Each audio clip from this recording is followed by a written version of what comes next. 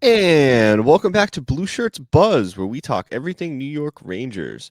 I'm your host, Matt Piscazzi, with my wonderful co-host, John Horton. Definitely check out our Twitter at, X, BlueBuzz26. Nonetheless, check it out, X, Twitter, whatever we're calling it these days. Thank you all for the love and support. We're here for another one. Season's coming up. I can do a little preview for you guys today. Just getting excited about the season. We covered all the big stuff in the offseason here, but Aki's finally here. We got less than a week. By the time this goes up, it'll be 4 or 5 days left. So let's get excited here. We'll roll right into this one, man. How you doing? You excited as I am? Oh yeah, I'm absolutely excited. It's been such a long off season, as we say all the time. A Brutal. lot of hope, a lot of cool things coming up. Centennial season, a lot of expectations. Not just because of the Centennial season, but because of how bad last season was. Thank God that's over. Yeah, let's put it New in the rear captain, view. yeah, absolutely. New captain JT Miller. I'm excited to just have my Twitter blowing up each game and kind of just get rolling with what's happening. There's a lot of players to be excited about. There's a lot of players to be cautious about, and there's a lot of players to be optimistic about. So, Mike Sullivan as well, first year as the Rangers coach. So we'll see what he can do, see what control he really has over the locker room. It's important to tell ourselves that the first game of the season does not dictate the whole season. So I know I fall into that trap too sometimes. Like if we get blown out in the first game of the season, I'm gonna be like, you know what, that's it. Season's over. Be like, oh, we're going 0-84. Oh, and 84. Yeah, 2 more games this season too, so that's more exciting as well. Yeah, the Rangers they don't have their official opening night roster as of us recording this. Next week will be the opening of the season against the Penguins, October 7th, where they will wear the Centennial jersey. I gotta say, it's really cool, but I'm also disappointed that they're only wearing it like 10 games. There's 84 games where they should be wearing those jerseys more often than that, in my opinion. But I mean, it's like it's their alternate, so it would be the same as if they did the what'd they call them? Not the reverse retro. When they did the darker blue with like the stripes on it, that was like our alternate. What, last year, the year before? yeah, They wasn't a played big that fan 10 of it. games a year. I mean, that when the couple years before, when they did the reverse retro, they did it 10 games a year. I wonder if there's, I don't want to say a cap, but like if there's a controlled amount of games that, like, according to league Yeah, rules, you have to wear certain jerseys. Like, obviously, when you're away, you have to wear your away jersey. When you're home, you wear your home jersey. I wonder if there's like stipulation around it, because I mean, I know they want to make it special in a promo, like, oh, we're only wearing it 10 home games. Like, I get that. That's cool.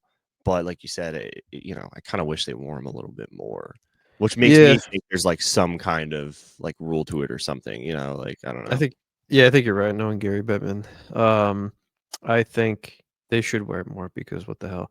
Yeah, I I mean, forgot yeah, about it's those. 1 year, right? Like, Yeah, the 100th year of all things. I forgot about the reverse retro. I hated those. I thought those were ugly as hell. I love the Lady Liberty oh yeah, in the dark navy that was the first helmet, reverse and retro. yeah, Yeah, and that then they release was just cool. The second yeah, one was like, yeah, I didn't like and that, yeah, and I that didn't like the season second one as was much. also not great either. That's true. Yeah, Got killed by the Devils in the playoffs. Oh my god. yeah. Jesus, you're right. Yeah, and and That that's year the thing sucked. too. Yeah, it did suck, and that's the thing too. This cap is really, really going up because it just reminded me of the Devils too. I've seen 2 insane contracts. Um, One that makes sense. It's just like, wow, like the projection on the cap is crazy, and one that I understand the idea behind it, but I don't think it's the best for their cap management or what they've seen. But Mhm. starting with what I just said was Luke Hughes got 9 million a year for like 7 years. I mean, I don't know, that's a little crazy. I mean, Keandre Miller got a crazy contract too, so I guess I don't know. I just thought that was kind of crazy. Like Luke Hughes makes more than both his brothers make, so it's like kind of nuts. And I know part of That that's just Wow, wait a minute. yeah, like Is it Quinn just makes well, I 7 a guess year, yeah, you're Jack right. makes 8, so it's like They will make more when they oh get yeah, and then the next contracted during the contract. new cap era. I mean, that's the thing about like people that have been signing in the Yeah. last year or so, or even 2 years, like knowing the cap was going to go up so much shot up the AAV. I mean, that's why you're seeing like the laugh 7 mil a year. That's literally because what Slavkovsky got was it 7.2 Yeah, or the 7 year? Canadians were the Like, first to fall with the honestly, though, they were just ahead of the curve. Like with the cap going up, everyone was Yeah. going to do it. So it's I- like, okay, we can. I mean, it's funny to be mad at them because they set the precedent, but like that was going to happen regardless. Yeah. Just with how much the cap is shooting up this year and next year because they're finally kind of caught up, paid off all their COVID debt and everything like that. Like, And to preface to new listeners too, I don't want to care what players make. It's just hockey is such an annoying sport financially that I feel like you have to care. Like football, who cares honestly? Whatever, you barely run into cap issues. Baseball, it's not even a discussion, which I think is one of the best true. things And then about basketball, baseball. I don't understand the whole like super max thing. Like, Yeah, I don't understand you basketball you could either. just throw somebody on the super max, and then you could have the not so super max and the kind of Yeah, half a max. Like, I don't know. When you yeah, look at a top five and you got like the amount of stars that have, the big three that you've seen in how many teams yeah. or whatever, right? They always have some big three. I'm just like, how can you afford to pay like how do you pay this guy, that guy, that guy, and then also flesh out your roster? I mean, I know they only have 10 guys or 12 guys or whatever, but I don't know. I mean, I'm not the biggest basketball fan, Yeah, obviously. me neither. I But love playing basketball, but watching it not so much. But as if I, we're good, dude. We're oh, terrible. horrible! I'm absolutely horrible. I would be laughed off any court, but it's so much fun to play. The But other yeah, thing I with the think cap though, and I know what contract you're gonna get to, the yeah, Kaprizov thing, dude. Like the Hughes thing, I do hear you. The 9 mil, it's definitely a lot. I mean, I do think that he has like a really bright future, and obviously him and Jack is there. I think they're gonna commit to like having both of the brothers there. I would imagine that they don't want either of them to walk away, obviously, after signing Luke to a 7-year extension and Jack basically being the center of that organization at this point. But the Kaprizov one, 8-year, 16 mil AAV. It's just I thought it was insane. 17. I thought so too, but I just saw somewhere that Oh, said it's 16. 16. Okay, I don't still. because it probably the way that it like pans out throughout the 8 years. Oh I'm yeah. gonna Puckpedia it though because I've seen Shout 17, out I've seen Buckpedia. 16. Absolutely, bro. It's the new cap friendly since the Caps bought that. So they Yeah. got Oh my set. god. Yeah, the that is I think the highest contract right now. I think Leon Draisaitl had it at 14 and change, and Yeah. now It is so it's an average AAV of looks like 16, but it changes. It changes because it's well, when you look at the extension, it does say 17. The whole value is 136 million. So 136 divided by 8, quick math. I don't feel like doing that in my head. 17. All right, so it does actually add up to 17. Never mind. So whoever wrote 16 is just bad at math. yeah, I think that's crazy. I think, he is a point per game player. So, like I always say, if you're a point per game player in the modern day NHL, you get a blank check. The only reason we want to bring it up is because if he got that, Connor McDavid's getting the max Yo. allowed possible. Like he's going in there getting 20. What is it? 12% Oh, I think the one player. max he can get is like 19. I texted it to you because Yeah, it's what is it, yeah. 20% of the cap? One player What? can't take up more than Yeah. 20% of the cap. Yeah, he's gonna get the max to the cent. Yeah. And Talk about a super max. I'm just curious, like what team can even his agent must be the richest man in the earth. His agent probably, if I was his agent, I would have 32 different cell phones, like one for each team, and just like put them on a table, and I would just sit there and so that way, With like like a little index card next to it or something, yeah, so like like, like oh, who's that's the calling? Bruins phone. Oh, that's the Maple Yeah, Leafs phone. Like, that's what I would do. But yeah, so I oh, guess it makes the Igor contract not look as bad as long as we can, figure things out. It's hopeful. I want the NHL to get to a point, and it seems like that's what they're trying to do, where it can be like football, it can be like baseball, where like I don't have to sit here and do financial analysis on like what my players are making and what they're doing wrong that's dragging my favorite team down to like mhm. fix themselves. So I can't stand that about hockey, even though like I love finance as like a financial analyst, what I am, but like I don't want that in my hockey team. Like I just Yeah. so much No, hockey. It's I so get annoying. that. And like it is a good point you make because in other sports, obviously you do have to care, but something that Tiki Barber always says on the fan, and I really like the way that he puts this, particularly about the NFL salary cap. He says it's fungible. Like numbers are fungible, meaning that like yes, there is a cap, but there's ways to get around it. You can structure it so that your salary is a signing bonus or guaranteed, non-guaranteed. You get this in the first couple of years, this in the last 3 years. Like you can constantly reschedule or not reschedule, restructure. Thank you. That's the word I'm looking for. Restructure those contracts. So you're basically forcing the money on the back end of the contract, things like that. So like, there's so many more workarounds. And I mean, obviously in the NHL, you can change the value per year. So you're always going to end up with an AAV. But like Kaprizov, perfect example. I think he makes 17 mil this year. And then there's 2 or 3 years from now, there's a year where he makes like 19 mil base salary. But because of the difference, the 1 year he makes 17, then 19, then 16, and this is signing bonus, some is cap, like however they structure it, it is different every year, but it's not as flexible as, like you said, the NFL, and then obviously the MLB is kind of just insane. The luxury tax, like as cool as it is crazy. Like something that I think is hilarious is that the Mets have such a high payroll, and then they didn't even make the playoffs, which is just brutal. Classic. And like, I mean, everybody knows like neither one of us really hate the Mets. I mean, obviously, No, I don't hate them. I got my cap on today. We're playing a huge game 2 actually on. So I think starting in a few minutes. We're recording a couple days, middle of the week this week, not Thursday, but nonetheless, yeah, I definitely hear the numbers in the NHL, because the cap isn't as much. Your big player making a lot of money impacts the cap a lot more. There's less flexibility. I think with the cap going up, though, that is going to be a little less of a worry. But like when you see guys then get 17 mil, and you're wondering how much McDavid's going to get, how much is Panarin going to get, like those are real conversations you have to have. Whereas maybe in some of the other sports, it's not as important of a conversation. So Yeah. I don't know. We'll see. I think before we roll into, we'll start getting into some real rags talk here. I mean, it's all good vibes. We're just getting excited for the season. Before we roll into some of that stuff, though, if you want to just give us a word from our wonderful sponsors. Absolutely. We have DraftKings, of course. As always, your season, your shot. The NFL is rolling, and every touchdown can bring you closer to a payout with DraftKings Sportsbook, an official sports betting partner of the NFL. From first-time score to anytime touchdown props or the thrill of live in-game betting, every snap is loaded with opportunity. New customers, this one is for you. By betting just $5, you can get $200 in bonus bets instantly, plus score over $200 off NFL Sunday Ticket from YouTube and YouTube TV. That of course is if you download the DraftKings Sportsbook app and use code THPM. That's code THPM to get $200 in bonus bets instantly when you place your first $5 bet, plus over $200 off NFL Sunday Ticket from YouTube and YouTube TV in partnership with DraftKings. The crown is yours. So, yes, it is. yes, thank you. Put yes, that crown on. Which hopefully the Rangers will do for their 100th season. Again, it's the 100th season. They should aim for 100 points. It'd be but sweet. That would be sweet. Pretty So I much guess right guarantee away, a playoff spot with that. I mean, yeah.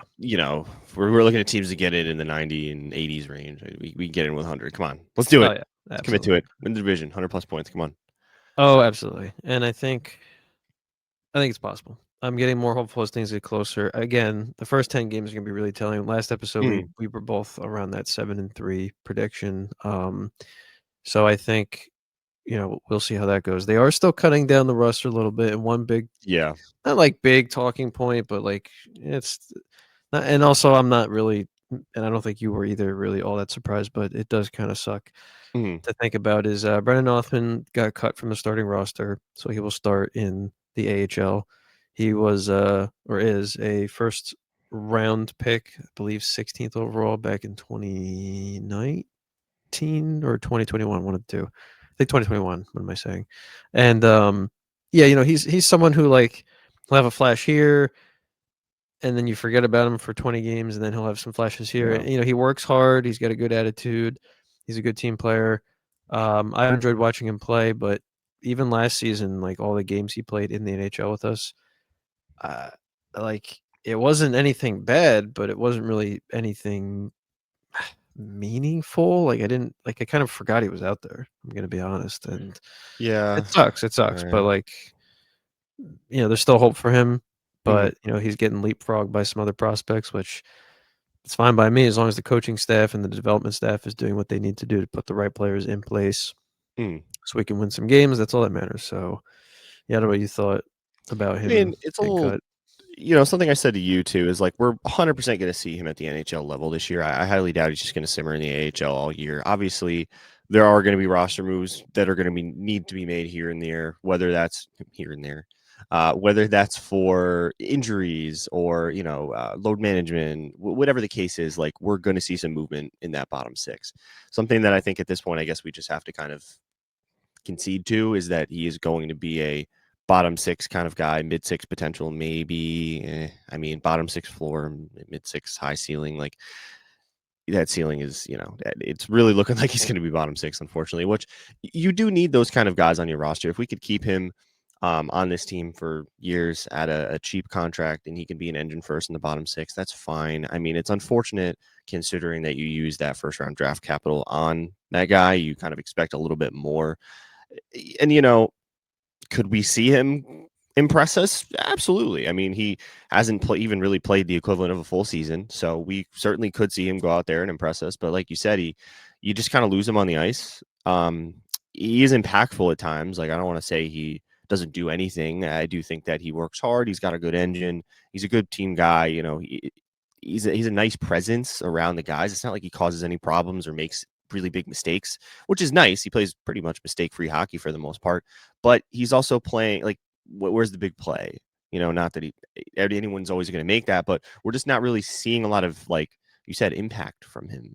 So if you can't really get your fingerprints on the game, well, then we kind of need to get some other guys in there and give them an opportunity to develop and get their fingerprints on the game and see if they can be a little bit more impactful. So not the most promising start to the year for Othmann, but I do think we will see him in the NHL at some point in some capacity, whether or not that's the last we see of him in the NHL or if it's the beginning of a bright future for him.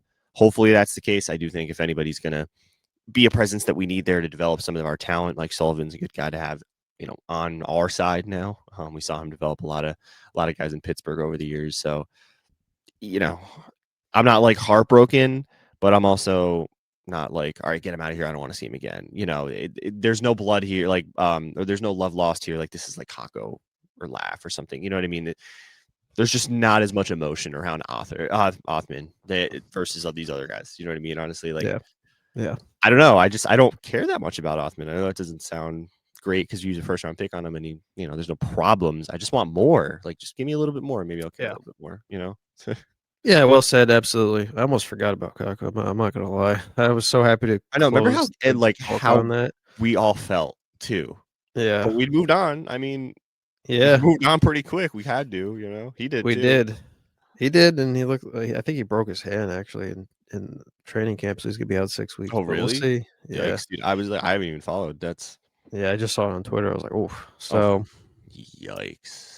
I don't know. We'll see. We'll see. I was getting tired of him on this team, and I was getting tired of all the. It was time. It was time. Nothing was better than the when he was drafted, and it was like analysts' prediction of like what's needed, and they're like nothing. Like he's ready. Weaknesses to game. Like, yeah, it was like none. Strength like, NHL what? Ready. Like what? Oh my god! Weaknesses in game. He could just not. He could not score to save his life. No, dude. Or complete like good passes. Like he was good skating, good handling. Just he had a good eye for the game. Like he had a good eye. Yeah, he made could not finish. Dude, his possession. I mean, he was really hard to get off the puck, but yeah, his possession was great. He doesn't do it, but then he doesn't do anything with it. So that was the worst part. Yeah, and all the breakaways. I was just like, okay, just like nothing happened. But yeah, so I think that is interesting. JT Miller is a captain, so I guess. Before we get into any other things, I'll ask for this new season, since not to reiterate on last week, this episode's also just to kind of get everyone hyped, get everyone ready. We'll definitely try to go to some games. Yes. As long as there's not a crazy price hike for the 100th season. And I mean, I'm still going to try and go. It's MSG. It's going to be expensive, but highway robbery. But what is all right? Yeah. So I guess it's kind of the same, but let's keep it positive. What is one player you're really excited to see this season? And then what is one aspect of the team, whether, offense, defense, coaching, whatever. It could literally be the Zamboni on the ice. Like, I don't like, like what cool sticker is the Zamboni? Where's the Zamboni, John? The Zamboni, yeah. I love that. I just want it to be up to you. Just like say no one's gonna have absolute idea or cracking up at that, but nobody. Inside joke from 2019. Oh man, Henrik Lundqvist 1000th game against the Hurricane. Where's the Zamboni? that's what happens when you take people that don't watch hockey to a hockey game. They just Mhm. want the Zamboni. Let's see. Gabe Perreault. I'm really excited to see Gabe Perreault. There's a lot of things we can get excited about with this team. Just really excited to see him get some consistent minutes. Like he has the mind, he has the brain for it. He sees the game really well. He got a little bit bigger in the offseason. It's looking like he may get some minutes in the top six. I think that it'd be unrealistic if we expect him to go out there and put up 50 or 60 points or something like that. But I really think he has the potential to just create havoc, cause chaos, make really good plays, be a really good presence on this team. I don't want to put the pressure and assume that we're going to see that like right away. Let him cook, let him develop. He may not even get a full season at the NHL level. He'll probably get a little bit of time down in the AHL as well.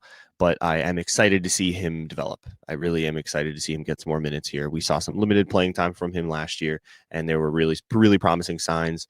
He's been pretty promising and kind of lighting it up in the preseason, obviously playing against AHL level talent for the most part. So it's really hard to evaluate these guys right now because I think of a guy like Noah Laba, who's like had a really good preseason, but is he realistically going to do much at the NHL level? Probably not.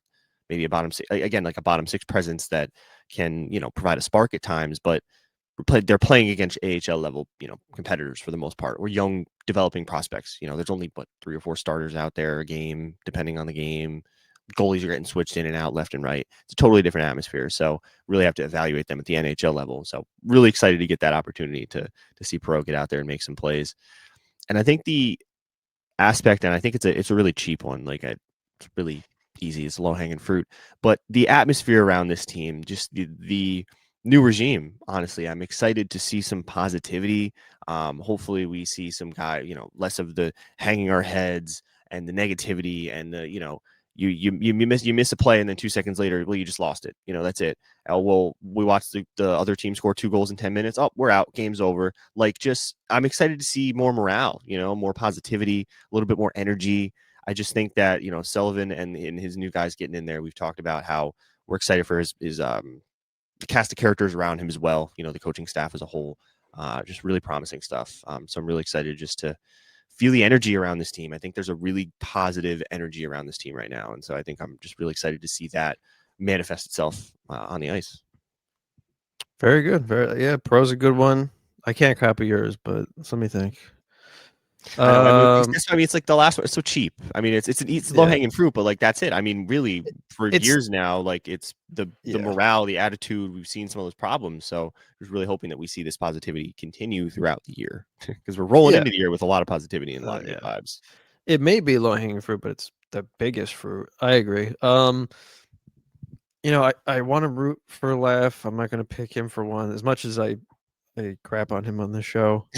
I want, like, as a sports fan, if you're a drafted player, like, I know it's probably like parasocial, but like I like drafted players more than traded players. Like I find it like it feels like cool, like you're part of the organization since you entered. Relatable. Yeah. And I just hate seeing them struggle, especially like a high pedigree. Igor, I want to see a shutout season, but like if I have to pick one player, this one probably might be low hanging fruit too. But I'm going to say JT Miller is like a first full season with this team, sure, back, from he started here, and also as the captain. Some people might think captaincy is not a big deal. Maybe in some regards it's not. I've always liked captaincy. I think, especially in hockey, I think it's like important. I think leadership is important on hockey teams, and that's why I just hated when Trouba was made captain because I was like, who is this guy? But you know what? Those players liked him as a captain because you saw how they reacted when he wasn't there. But I think JT Miller, how he approaches captaincy, especially with his past emotional issues that he seems to be over, luckily. And then aspect would be, I wanted to say like the defense, get back to what we're known for, but I'm gonna say something similar to yours of like, or more specific towards like Mike Sullivan and his crew. Like he's this historic coach. He was great in Pittsburgh for years. 3 Stanley or 2. He has 2 or 3. I know he's 2 definitely. I don't think he has a 3rd. I think we did. Or is it 3? No, I think it's 2. I'm pretty sure we did this. It's just last 2, time right? too. 2. I know it was 2. Okay. It was back to back in 16-17. Yeah, that's what it was. Because I know Crosby, Malkin, Letang, and he just retired. Marc-Andre Fleury had 3. Oh, in the Flower. Penguins. Yeah. so yeah, great winning record. So I hope it's not just talk, right? Like I'm excited. Like I don't want him to come in and be like, "Oh, I'm Mike Sullivan. I just got this crazy 5-year contract, and this is what I've done." But I have nothing to show for it. Like I don't expect that, and I'm just excited to see like more accountability. Not gonna have Mika Zibanejad be a crybaby, all that nonsense, and like you said, players hang in their head. Like I want to see accountability. I want to see camaraderie, and I'm excited for that. And Absolutely, there's a lot to be excited about. yeah, there is. And I think that just came to me, but like before we go into the first time score, which is a fun segment for anyone who's new to the show. But I'm very excited the other for that. thing is, I guess this will be cool to do maybe the first episode before every season begins. It's like what is your favorite, it doesn't have to be Rangers related, but like what's your favorite aspect of a hockey game? Like what makes hockey, like when you're watching it, what makes it like you'd watch this over a different sport? Hmm. So I'm trying to think something more specific than like, because obviously I think that I do think that hockey players it's very intense, but like what professional sport are they not competitive, intense? Like I think there's Golf. different levels to it. I think there's different levels to it, but obviously like playoff hockey, I don't think anything comes close to the intensity of playoff hockey. But huh. I think the pace. I think the pace is something that I really enjoy.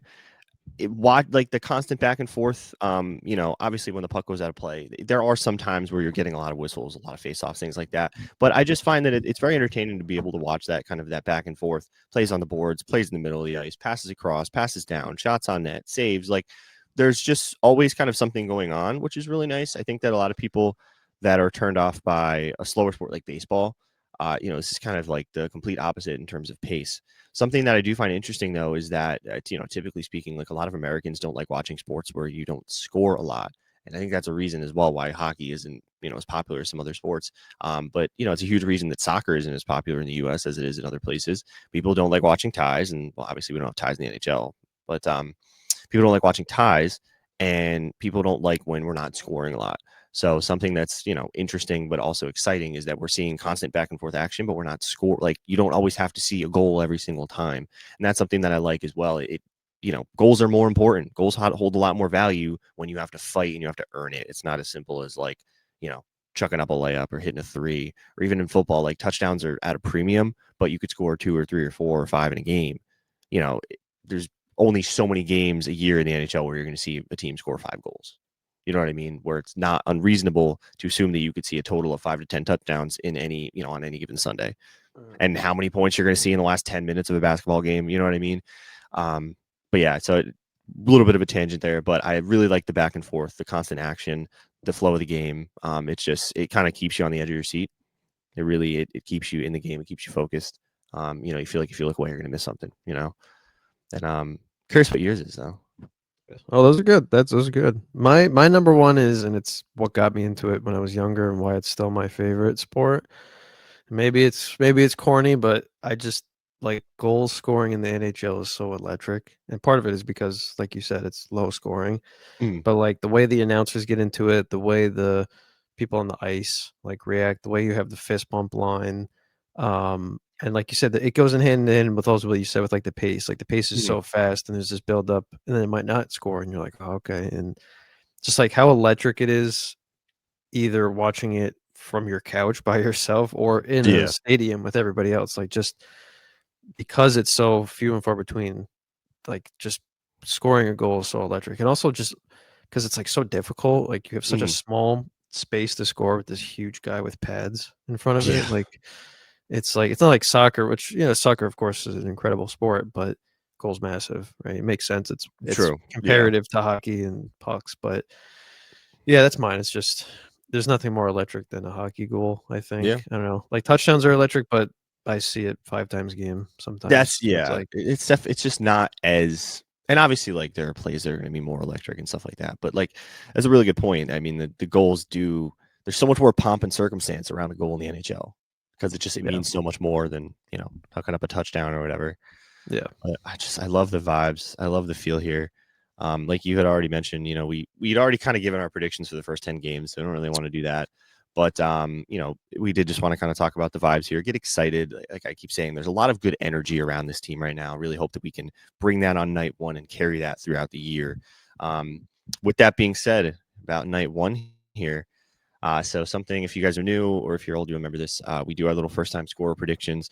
John did win last year. We started a little late on the year. I think we only did this for 40 or 50 games, but essentially we both put in a vote. We go back and forth. We usually alternate like who goes first, so it's a little, we try and be fair, but we never really pick the same people anyway. Although there were a couple times where you'd get someone. I'd be like, oh, I was gonna pick them. Yeah. Can't pick the same person. I'm curious how many times that happened and how many times me or you actually like scored a point on that, because that'd be kind of funny. It's kind But of John hard to did get win around last that year. though. I know that's why we I'm just not go back sure and forth. Like Yeah. we can't, you know what I mean? It's Yeah. just it is what it is. John won 4-2, which also should speak volumes about how hard this is. But this is fun doing like who's going to score the first goal of the year. So this one I'll throw it to you. Penguins game, because it will be before we record our next episode, and actually we'll predict the Sabres as well because that will be before our next episode comes out too. Who do you think scoring the first goal of the year? I think I'm gonna have to go with, and we're getting to the end of the episode, so I won't go on too long with it, but I'm gonna pick Adam Fox, and part of that's because he has the ALS thing with his father-in-law, and he pledged a certain dollar amount for goals, which is more if he scores a goal, and then a dollar amount for an assist. So it's so because I saw the other way around. $1,023 for every goal he scores and $523 for every assist he scores. Yeah. It's going to Tackle ALS organization his father-in-law Tim Green founded about 7 years ago. That's actually when he started his battle with ALS. Interesting note as well. I didn't know that guy, I believe, actually played football as well, and is like famous. He wrote some books and things about playing, and then ALS and things like that afterwards. So yeah, I like that. Good shout out. Very worthy cause as well. Nice shout too. Yeah. It's a dark joke, but imagine he just like doesn't score. He doesn't get assists, so he doesn't have to pay. Well, hey, even if he has like a down year for him, he's still gonna have like 65 points. Like, oh yeah. I mean, even when we're like disappointed that he's not produced, he still had like 70 points, which is crazy. Which is why Mike Sullivan made those comments that we can get. Yeah, we can absolutely, and we should this year. I like that though. My Centennial jersey, which won't ship until opening day for some reason. I don't know why they were like, you can pre-order it, but it's not going to ship until the season starts. I want to wear it when the season starts. Whatever. That's nonetheless. I got a Foxy on. Really excited for that one to come in. I love these Centennial jerseys, and I don't have a nice Fox jersey, so wear that thing to death. But keep it nice and crispy. I don't know. I'm gonna have to find a balance. Nonetheless, I think JT Miller is scoring first. Oh, that's good. I was gonna captain JT Miller, assuming he's healthy, of course. He did take a non-contact leg injury recently at practice. He is sitting out. Today is October 1st. I believe they said he's going to sit out tomorrow. Yeah, he should be second as well. I think by the time this comes out, he should hopefully be back in practice because it'll be Friday. Nonetheless, him, Sam Carrick, and Panarin, who are all not practicing. Sam Carrick was in a red non-contact jersey. It looks like they're all on track to play opening night. So worth mentioning that, but it does look like those few injuries there should hopefully work themselves out before opening night. And I think that Captain JT Miller is going to go out there and impress us from night one. Well, I certainly hope so, at least. Absolutely. I'm sure it'll be like last year, and it'll be Sam Carrick as the first time. Yeah, right. I should have picked him, but I'd say your coworker was joking about that too. Yeah. Well, let's see. And then, so I mean, we'll predict the Sabres as well, just because by the time our next episode comes out, that game will have happened. Yeah, because that is Thursday night. Our episode will be out Friday. So I'm gonna guess first on this one here. Yep. I can't just say Kreider anymore, which is really sad. Brutal. Really sad, because that was always like a name that was floating around in my head. Oh man, who is scoring against the Sabres? You know who's going to score against the Sabres? Mika's going to score first against the Sabres. Okay. I feel like he always scores. He just gets points against the Sabres, and I'm really hoping for a bounce back year here from Mika. I say bounce back as if he didn't have like 50. What is it, 60 points as well? Yeah. Actually, didn't he have like 72 or something? Which is like insane when you consider how disappointed we were with his year. Like, do better, Mika. Yeah. And literally 62 points. Well, a minus 22. I mean, maybe we could clean that one up a little bit. He's playing wing though. We talked about it a lot. He's playing wing, a little bit more hope there. But yeah, I think Mika's scoring first in that game. Okay. I'm gonna go with Laugh. I feel like he always plays well against the Sabres. He literally was the name I was thinking of as well. Yeah. His first goal not the overtime Oh, it game winner was. against the Sabres? It was, yeah, in the COVID season, yeah. I was watching that game live. Yeah. Yeah, no, that's good shout. Good shout. I like it. Well, I think All right. with all of that being said, we are excited. We hope you guys are as excited as we are. Next episode, we'll have real regular season 2025-26 NHL Rangers hockey to talk about. What a Amen. lovely and protracted sentence. Wow, that was long. But excited. Excited. I got nothing else. I'm just it's all good vibes here. I guess I'll start rolling us out of this one, let you give your closing thoughts. But yeah, let's just get excited, people. Next episode, real hockey. It's been a long off season. We've covered a lot of different stuff here. It's been slow. Not gonna lie, very slow.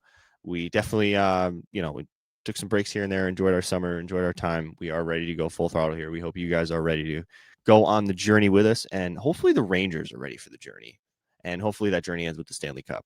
With that being said, just can't wait to finally have some hockey. We'll be on here next week. Can't wait to talk to you guys about it. Get on here, give our opinion, analysts, and hopefully we have some good stuff to talk about. So thank you all for all the love and support. We finally made it to 2025-26. Stay tuned. We love you all. And yeah, we'll catch you guys on the next one. And John will close us out of this one. Thank you. Matt said it best. Good vibes. Tell your friends, family, loved one about the show. Really appreciate all the love and support. Episodes will now be coming out every single week. No more dry spells for those who absolutely love the show. And again, we absolutely love you. So thank you. Get pumped, get excited. You know where Matt and I will be October 7th. Hopefully you are there too, maybe even in person. So yeah, thank you again. That's an episode, and we will catch you on the next one.